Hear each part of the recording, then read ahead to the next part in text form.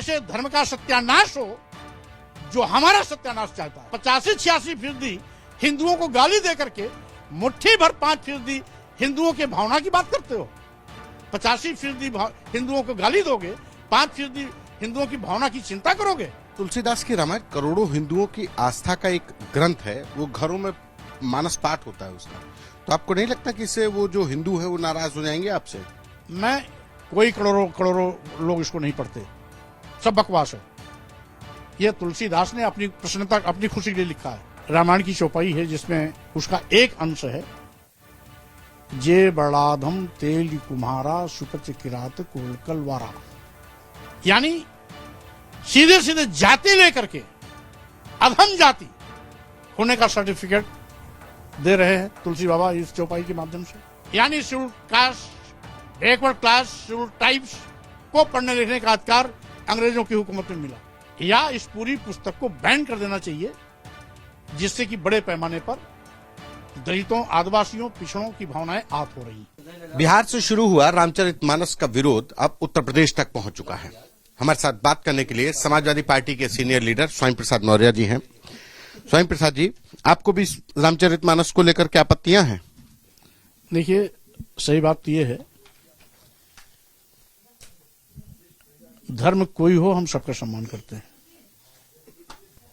लेकिन धर्म के नाम पर अगर वर्ग विशेष, जाति विशेष को अपमानित करने के लिए कुछ कहा जाता है तो स्वाभाविक रूप से आपत्तिजनक है।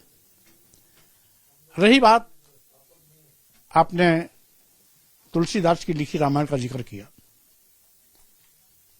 स्वाभाविक रूप से उसमें कुछ अंश ऐसे हैं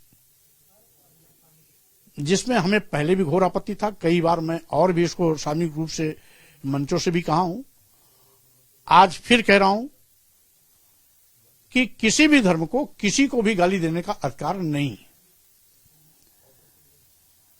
ये तुलसी बाबा की ही रामायण की चौपाई है जिसमें उसका एक अंश है, जे बड़ाधम तेल कुम्हारा सुपच किरात कोलकलवारा, यानी सीधे सीधे जाति लेकर के अधम जाति होने का सर्टिफिकेट दे रहे हैं तुलसी बाबा इस चौपाई के माध्यम से। वहीं पर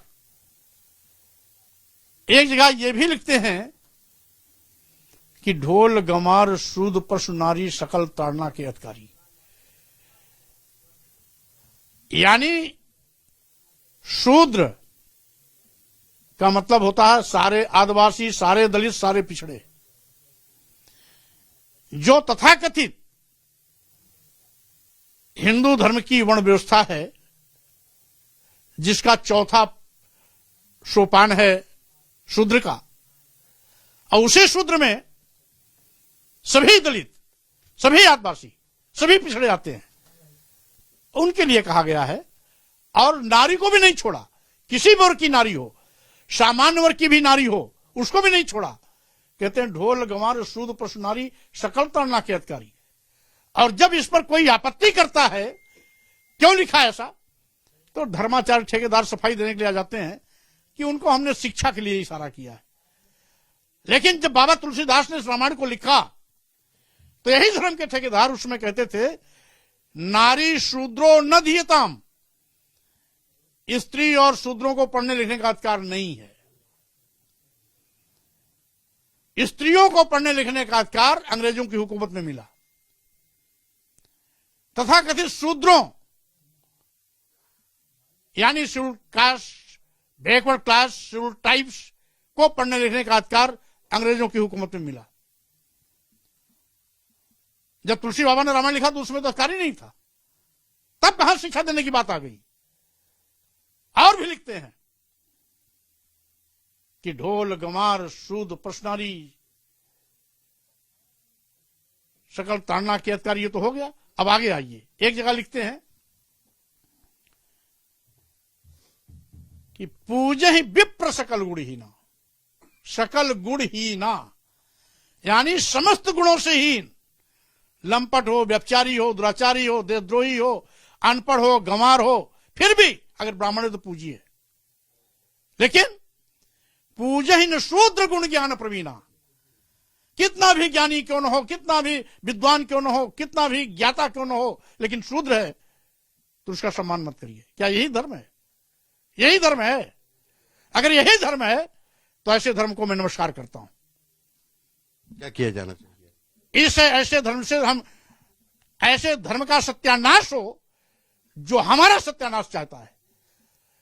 और जब इनके किसी बात पर टिप्पणी करिए तो चंद मुट्ठी भर धर्म के ठेकेदार जिनकी इस पर रोजी रोटी चलती है वो कहते हैं हिंदू भावना आहत हो रही है। हम पूछना चाहते हैं धर्म के ठेकेदारों से, क्या जिसको आप शूद्र कह रहे हो, शूद्र वर्ग में आने वाले आदिवासी हिंदू नहीं है क्या? दलित हिंदू नहीं है क्या? पिछड़े वर्ग के लोग हिंदू नहीं है क्या? अगर आदिवासी हिंदू है, दलित हिंदू है, पिछड़े हिंदू हैं, सब मिलकर आप 85-86% हो गए। जब 85-86% हिंदुओं को गाली दे करके मुट्ठी भर 5% हिंदुओं के भावना की बात करते हो। 85% हिंदुओं को गाली दोगे, 5% हिंदुओं की भावना की चिंता करोगे। इसलिए दो बात नहीं चलेगी। अगर हिंदू सम्मान की बात है तो उसमें दलित भी है, उसमें आदिवासी भी है, उसमें पिछड़ा भी है। केवल 5% धर्माचार हिंदू नहीं है, बल्कि उस वर्ग में आने वाले सभी हिंदू हैं। तो 85% हिंदुओं को गाली दे करके आप 5% हिंदुओं की भावनाओं को आहत होने की बात करोगे। 85% हिंदुओं की आप गाली देकर के उनकी भावना आहत कर रहे हो, वो आहत नहीं हो रहे हैं। लेकिन तुलसीदास की रामायण करोड़ों हिंदुओं की आस्था का एक ग्रंथ है, वो घरों में मानस पाठ होता है उसका। तो आपको नहीं लगता कि इससे वो जो हिंदू है वो नाराज हो जाएंगे आपसे? मैं कोई करोड़ों करोड़ों लोग इसको नहीं पढ़ते, सब बकवास है। ये तुलसीदास ने अपनी प्रसन्नता, अपनी खुशी के लिए लिखा है। स्वांतः सुखाय तुलसी रघुनाथ गाथा, भाषा निबंध आदि करके इसकी रचना की है। तो जब स्वांतः सुखाय तुलसीदास ने इस भाषा को लिखा है तो कैसे ये धर्म हो गया? और धर्म हो, हम उसका स्वागत करते हैं, लेकिन धर्म के नाम पर गाली क्यों? दलितों को, आदिवासियों को, पिछड़ों को जाति लेकर के नाम, शूद्र कह करके क्यों गाली दे रहे हैं? क्या गाली देना धर्म है? क्या गाली देना धर्म है? हम करें, अगर आप हमें गाली दे रहे हो तो हम आपको गाली दें तो वो क्या धर्म माना जाएगा? जब हमको आप गाली दे रहे हो वो धर्म नहीं हो सकता, तो दूसरों को भी गाली देना धर्म नहीं हो सकता। गाली धर्म हो ही नहीं सकता। जिसमें मानवता आहत हो वो धर्म नहीं हो सकता। तो स्वामी प्रसाद मौर्य क्या चाहते हैं, क्या मांग करते हैं?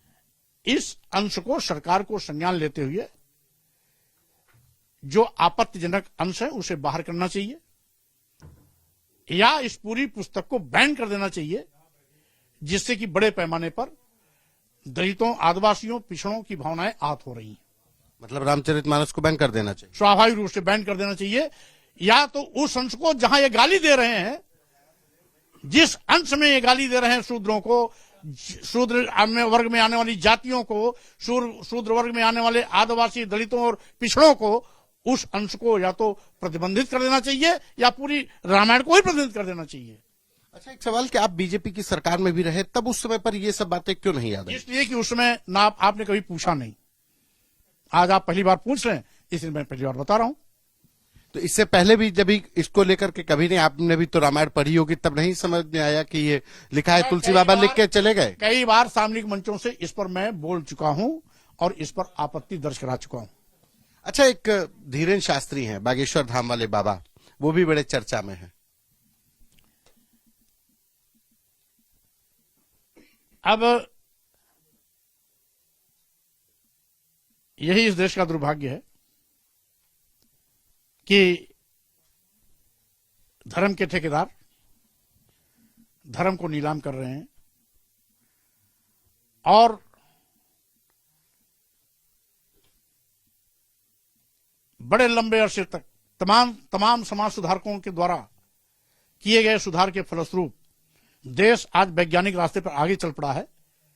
तो ऐसे ही दकियानूसी सोच के बाबा फिर से इस समाज में और देश में ढोंग ढकोसला, रूढ़वादी परंपराएं अंधविश्वास पैदा करने की कोशिश कर रहे हैं। और फिर एक प्रश्न मैं कहता हूं, जब सभी दवा बाबा के पास है तो सरकार फालतू में मेडिकल विश्वविद्यालय, मेडिकल कॉलेज, जिला अस्पताल, सीएससी, पीएससी, दुनिया भर की अस्पतालें चला रही हैं। क्यों चला रही हैं? सब जाके बाबा के यहां दवा ले ले। सारे डॉक्टर पढ़े लिख करके बेकार हो गए, बाबा दवा करेंगे। इसलिए जिसका जो दायरा है उसको छोड़िए, चिकित्सा क्षेत्र को, चिकित्सा के बड़े बड़े डॉक्टरों को छोड़िए, डॉक्टर चलाएंगे।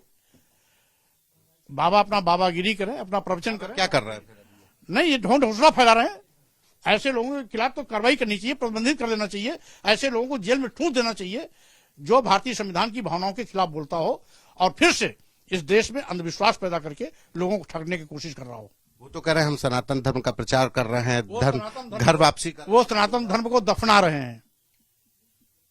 एक आखिरी सवाल, आज बीजेपी कार्य समिति की बैठक थी और उसमें अब 2024 के मिशन को फतेह करने के लिए बातें कही गई, काशी, अयोध्या, तमाम उपलब्धियां बताई गई। अब कैसे देख रहे हैं 2024 में बीजेपी कह रही है कि 80 की 80 सीटें हमारी? शायद बीजेपी को ये नहीं मालूम, आज पूरे देश का करोड़ों करोड़ों नौजवान बेरोजगारी की त्रासदी झेल रहा है। जब से भाजपा की सरकार आई, नौजवानों को सरकारी नौकरियां मिलना बंद। यहां तो अब तो सरकार सरकारी विभागों को बेचना शुरू कर दी। देश के सारे बंदरगाह बेच दिए, देश के सारे एयरपोर्ट एयर इंडिया बेच दिया, देश के सारे रेलवे स्टेशन और कई दर्जन ट्रेनें बेच दी, देश में LIC जैसी बड़ी संस्था बेच दिया, देश की बैंकों भी इनको देने जा रहे हैं। इस तरीके से जिन सरकारी संस्थानों में नौजवानों को नौकरियां मिलनी चाहिए थी, वो सरकारी विभाग इस सरकार द्वारा बेचा जा रहा है। पहले यहां पर तमाम हमारे ट्रेड यूनियन लीडर्स और तमाम छात्र नेता लोग, छात्र की यूनियन पहले मांग किया करती थी कि निजीकरण क्षेत्रों का राष्ट्रीयकरण किया जाए। लेकिन ये पहली सरकार है, आजादी के बाद पहली सरकार है जो राष्ट्रीयकृत सरकारी संस्थाओं को निजी हाथों में बेच रही है। इससे नौजवानों की सरकारी नौकरियों के साथ खिलवाड़ कर रही है और साथ ही साथ नौजवानों की दुश्मन नंबर 1 है। वहीं दूसरी ओर महंगाई से किसानों की कमर, महंगाई से किसानों की कमर तोड़ दी। आज जहां महंगाई से किसानों की कमर टूट गई, वहीं दूसरी ओर किसानों की उपज को क्रय केंद्रों के माध्यम से न खरीदकर बिचौलियों दलालों के माध्यम से खरीदकर किसानों को लूटा जा रहा है। तीसरी चीज, किसानों की फसल छुट्टा जानवरों से चराए जा रहे हैं। वहीं पर GST के माध्यम से लघु सीमांत व्यापारियों से बड़े पैमाने पर धनउगाही की जा रही है। आप इतनी खामी बता रहे हैं, लेकिन बीजेपी तो जीती जा रही है चुनाव। अभी हाल में देश में जितने भी उपचुनाव हुए हैं, इनको मुंह की खानी पड़ी है। और यही नहीं, हर जगह इनका सुपड़ा साफ हुआ है। हिमाचल प्रदेश इनके हाथ से निकल गया, दिल्ली MCD इनके हाथ से निकल गई, और साथ ही साथ उपचुनाव में भी यदा कदा एकाध कहीं इनकी शुरुआत हुई। जैसे रामपुर कैसे जीते हैं, ये पूरा दुनिया ने देखा किस प्रकार से काउंटिंग 2 घंटा रोक करके हेर फेर करके अपनी नाक बचाने के लिए जीत लिया। और ये उड़ीसा, छत्तीसगढ़, मध्य प्रदेश, राजस्थान के उपचुनाव में एक भी सीट नहीं जीते। बिहार में 1 सीट जीते मुश्किल से, और 1 उत्तर प्रदेश में किसी तरह झटक ले गए। अन्यथा 3 में यहां 2 पर समाजवादी पार्टी जीती है। तो इसलिए यह भारतीय जनता पार्टी के लोग समय समय पर रंग बदलते हैं, झूठ की खेती करने में माहिर हैं, और साथ ही साथ ये काशी विश्वनाथ की बात करते हैं, अयोध्या की बात करते हैं, मंदिर की बात करते हैं, मथुरा की बात करते हैं। इनके बनने से वहां के पंडे पुजारियों को चढ़ावा जाएगा। लाखों करोड़ों के नौजवानों की जो रोजी रोटी जा रही है, जो बेरोजगारी की त्रासदी झेल रहे हैं, उनको क्या फायदा मिलेगा? जो महंगाई की मार से किसान मर रहा है, उसको क्या फायदा मिलेगा? जो GST की मार से आज छोटा लघु सीमांत व्यापारी मर रहा है, उसको क्या फायदा मिलेगा? इसलिए इनको चिंता 5% लोगों की है। 90-95% मर के स्वाहा हो जाए, उनकी चिंता नहीं है। 5% लोगों की चिंता के बिना पर ये सरकार बनाना चाहते हैं। आने दिए 2024 का लोकसभा चुनाव। 2024 का लोकसभा चुनाव भाजपा की विदाई का चुनाव होगा। ये थे स्वामी प्रसाद मौर्य, जो रामचरितमानस से लेकर के बागेश्वर धाम और उत्तर प्रदेश सरकार के द्वारा, जो बीजेपी के द्वारा जो लोकसभा चुनाव में जो प्लानिंग की गई, उस पर अपनी बेबाकी से राय रखी।